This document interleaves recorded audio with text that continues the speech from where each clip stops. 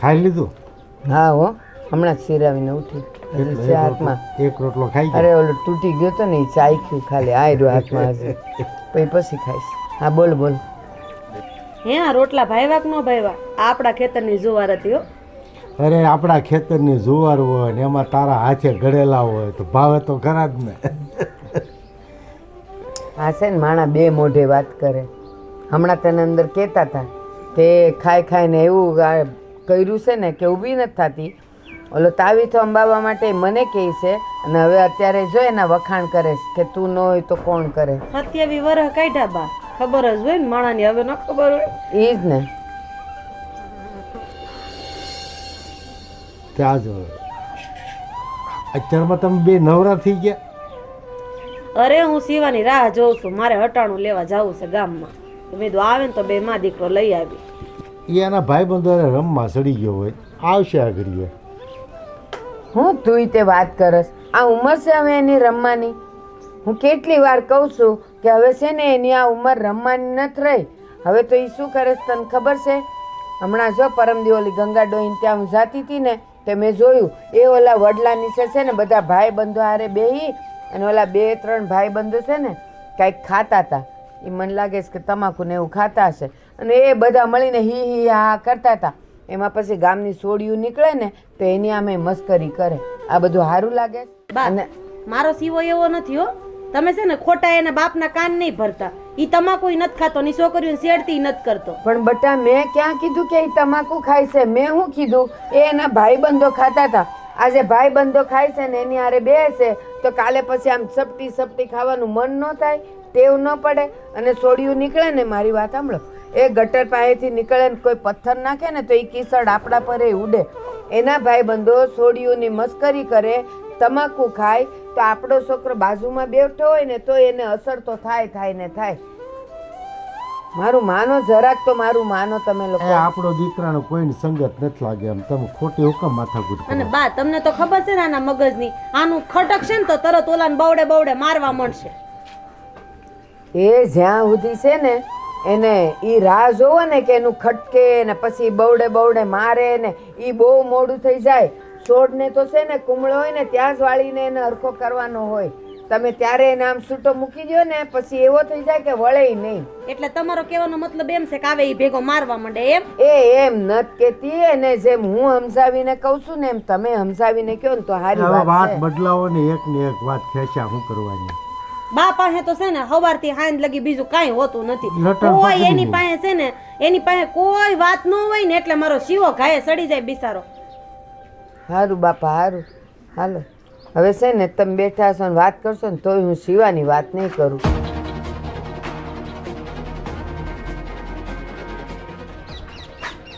લે આ આવી ગયો બટા, બે તો ખરી.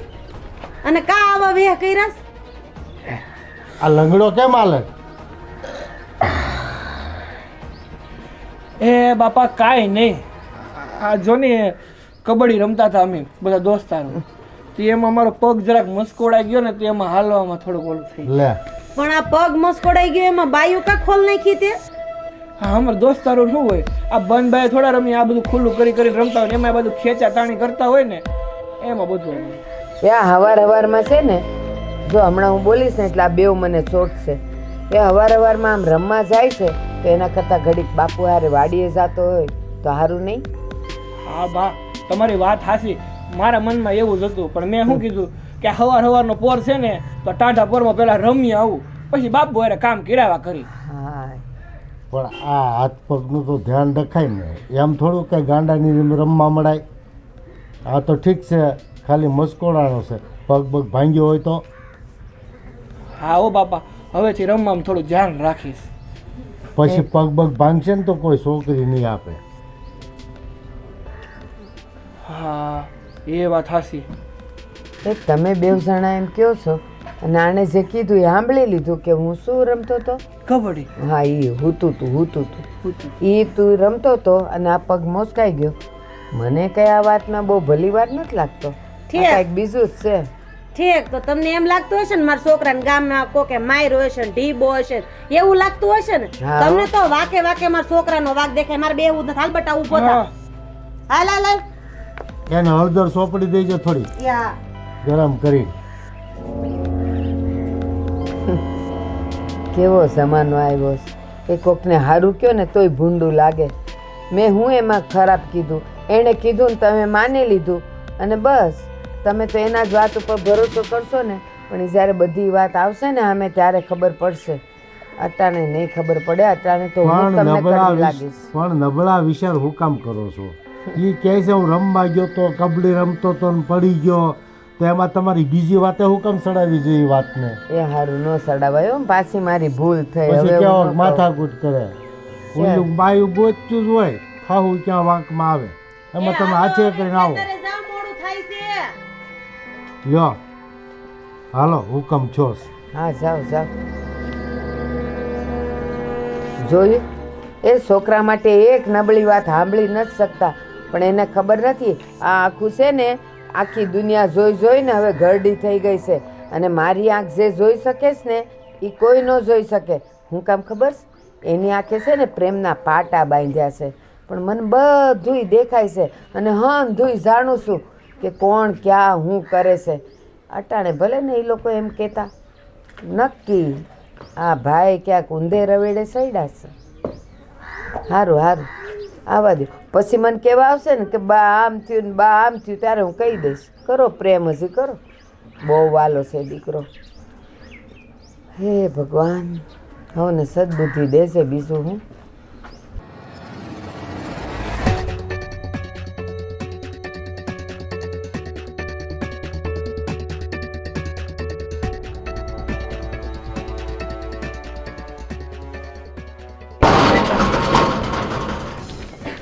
સુકાભાઈ બહાર આવો. શંભુભાઈ બહાર આવો. ક્યાં છે તમારો શિવો? પણ વિક્રમભાઈ શું થયું એમ તો કયો. એ તમને બધું કહું છું. ક્યાં છે તમારો દીકરો? બહાર બોલો એને. પણ વિક્રમભાઈ થયું છે હું એ તો કયો મને. પહેલા તમારા દીકરાને બહાર બોલાવો, પછી હું તમને કહું છું કે શું થયું ને શું નહીં. અરે પણ મારા સિવાય કર્યું છે હું, ઈ તો બોલો તમે. તમારા સિવાય જે કારસ્તાન કરી છે ને બધી હું તમને કહી દઈશ. શિવા, અહીંયા આવ શિવા. એ શિવા,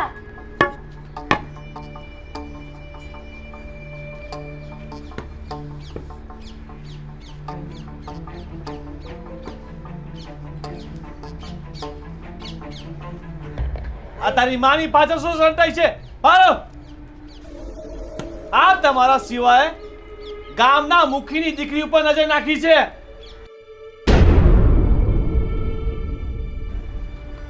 એટલી બધી હિંમત આવી ગઈ છે રામખોરને? અરે તમે શું કરો છો?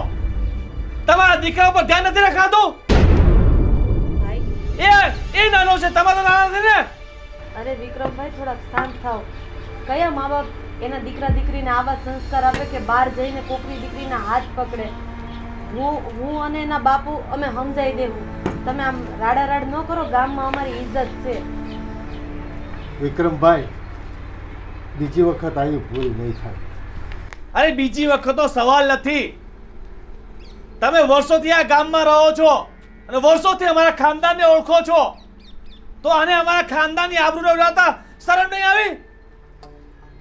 એકવાર વિચાર નહીં કર્યો કે કોની દીકરી ઉપર હાથ નાખે છે? વિક્રમભાઈ ખોટું નહીં લગાડતા, પણ તમારે આ સવાલ તમારી દીકરીને પૂછવો જોઈએ. એ સંભાળો, હું અહીંયા નથી આવ્યો. તમે તમારા દીકરાને સંભાળો, નહીં તો એનો જીવ લેતા અમને વાર નહીં લાગે. વિક્રમભાઈ બીજી વખત અમારો દીકરો તમારા ફળિયા સામુય નહીં જોવે. એક વખત માફ કરી દો. એના વતી હું માફી માંગુ છું. અરે આ તો તમારી શરમના કારણે આજે એને છોડી દીધો છે, નહીં તો આને આજે અહીંયા જ પૂરો કરી નાખત. વિક્રમભાઈ, હું ખોડો પાથરીને મારા દીકરાની માફી માંગુ છું. એને માફ કરી દો. હવે આવું નહીં થાય. મારી વાત સાંભળો, આને જે કૃત્ય કર્યું છે ને ખરેખર એ માફ કરવાના લાયક નથી. પણ આ ગામનો દીકરો સમજીને આજે અમે એને છોડી રહ્યા છીએ. પણ બીજી વાર એ ક્યાંય મળ્યો ને તો એ જીવતો નહીં મૂકે એને હું. વિક્રમભાઈ, હવે ગમે ત્યારે ભૂલ થાય ને તો આ ગામના મવાલીને લઈને અહીંયા ડેલી નહીં આવતા. આ મવાલી નથી, મારા માણસો છે. આ તમારી હિંમત કરી હતી મારા માણસોને મવાલી કહેવાની. આ તમારા ઘરમાં શું છે? એ મવાલીથી ઓછો છે? ગામની દીકરીઓના ચરિત્રો પર હાથ નાખે છે, એ શું મવાલીથી ઓછો છે? વિક્રમભાઈ, હવે જોર જોરથી નહીં બોલો. આડોશ પાડોશમાં લોકો સાંભળશે તો તમારી દીકરીની અને અમારા દીકરાની બેયની ઇજ્જત ખરાબ થાય. પણ હું તમને વચન આપું છું, મારો દીકરો હવે તમારા ફળિયા સામું નહીં જોવે. દીકરાને સમજાઈ દેજો. સમજી ગયા? આ તમારી શરમના કારણે આજે ને જીવતો મૂકીને જાઉં છું. પણ ફરીવાર એ ક્યારે મારી ભત્રીજી સાથે દેખાયો છે ને તો હું ભૂલી જઈશ કે તમારો દીકરો છે. સારો, આજે હું જાઉં છું. અરે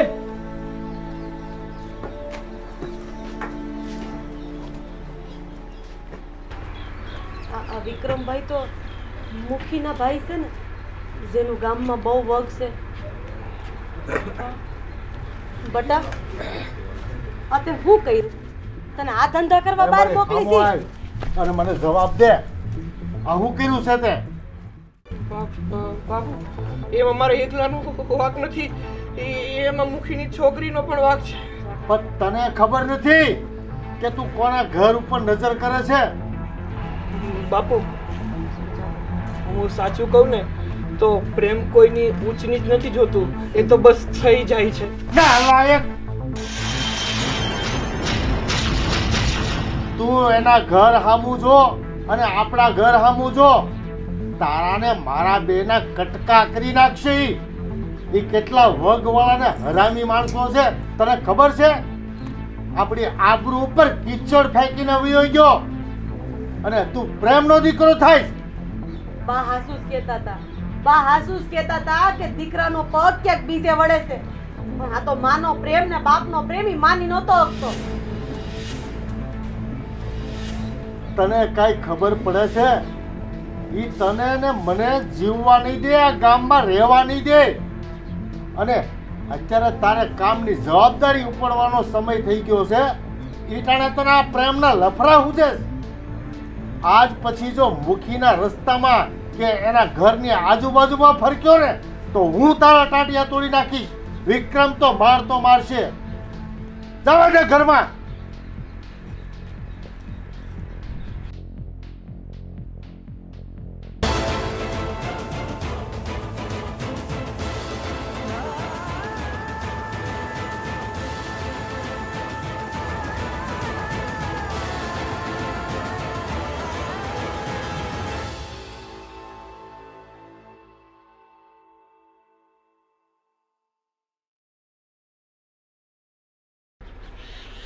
જોયું? હું કહેતી હતી ને કે ને આ વડલા નીચે બેય નહીં હું કરતો હતો ત્યારે તમે મને શિખામણ દેતા હતા કે મારા છોકરો એવો નથી, એ તમાકુ નથી ખાતો, એ છોકરીઓની સેડતી ન કરે.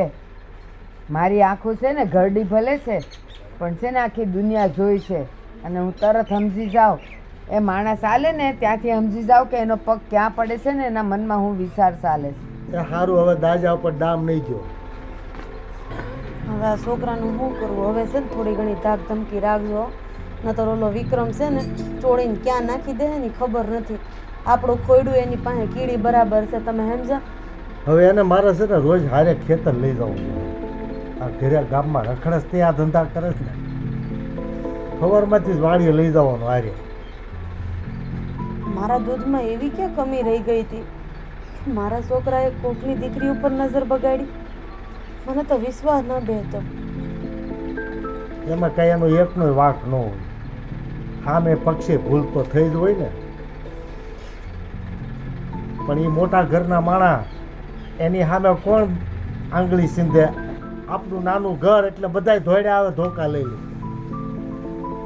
એ તું કહે છે ને એ વાત સાચી છે કે સામે પક્ષે કાંઈક તો ભૂલ હોય ને, પણ હું એમ કહું છું કે જ્યારે કોઈ અહીંયાથી નીકળતું હોય આપણે એની ઉપર નજર સારવાર નાખીએ તો એ પાંચમી વાર આપણી પર નાખે ને. આપણે જ નીચું જોઈને આપણે જ નીચું જોઈને જઈને નીચું જોઈને આવીએ તો કોઈના બાપની તાકાત છે કે આપણું નામ લઈ?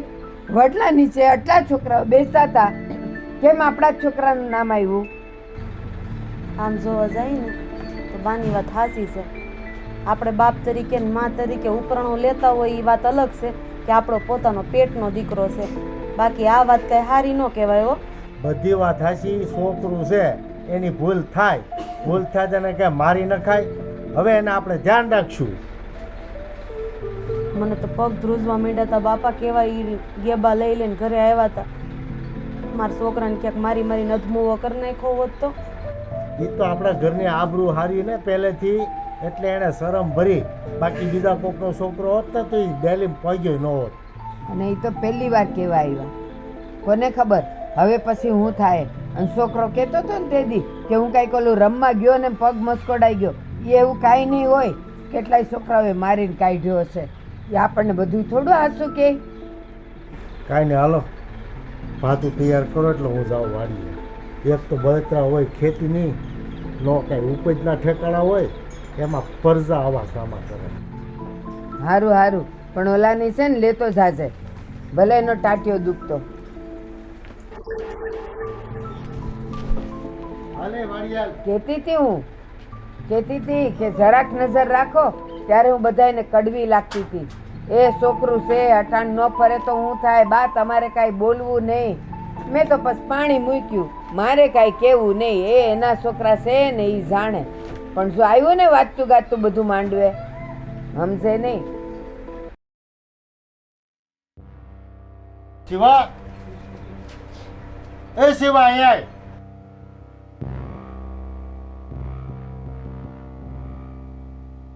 હા બાપુ. તારે મારે અરે વાડી આવવાનું છે. પણ બાપુ મારો પગ દુખે છે. ભલે પગ દુખે, ધીમે ધીમે હાલજે. પણ હવે તારે ઘરે ને ગામમાં નથી રહેવાનું. મારે યારે રોજ વાડી આવવાનું છે. અરે દીકરાએ તે કેવી ભૂલ કરી છે વિચાર તો કર. આ ભૂખી એ તો ઠીક છે, પણ ઓલો વિક્રમ એનો ભાઈ છે ને બહુ હરામી છે અને બહુ પોંચવાળો છે. આ તો ઠીક છે આપણું ઘર હતું, બાકી બીજાનો કોકનો છોકરો હોત ને તો એને કટકા કરી નાખ્યા હોત. આ તો આપણા બાપ દાદાની આબરૂ સાચવીને એટલે એણે જાતું કર્યું છે અને આપણને ખાલી ફરિયાદ કરીને વયો ગયો. એટલે હવે છે ને તું ધ્યાન રાખજે.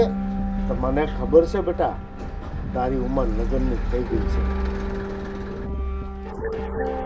બેટા તારે આપણા ઘરનો ખ્યાલ રાખવો જોઈએ.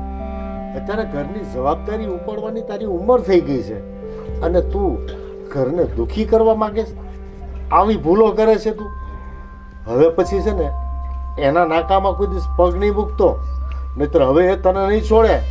અને જો તને કાંઈ થઈ ગયું તો બેટા અમે જીવી નહીં શકીએ. હવેથી ધ્યાન રાખજે. પણ બાપુ એને હું સાચા હૃદયથી પ્રેમ કરું છું. હું એની જોડે લગ્ન કરવા માંગુ છું. શિવા, આટલો સમજાવું છું તો હજી અમે પાણી હાલે છે. તારી બાને કે ભાત તૈયાર કરે અને લઈ હાલ મારી આરે. આપણે કામમાં છે ને આ ધંધા કરવા નથી નીકળવું. હાલ વાળીએ.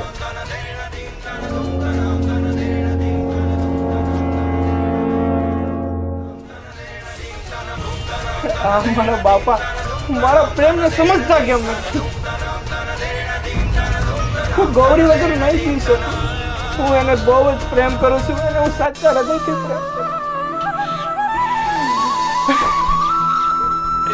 હું ગૌરીને નહીં ભૂલી. ગમે તે થાય પણ હું લગ્ન તો ગૌરી જોડે જ કરીશ. મારે મરવું પડે ને તો હું મરી જઈશ, પણ હું મારા પ્રેમને તો નહીં જ છોડું. નહીં જ છોડું.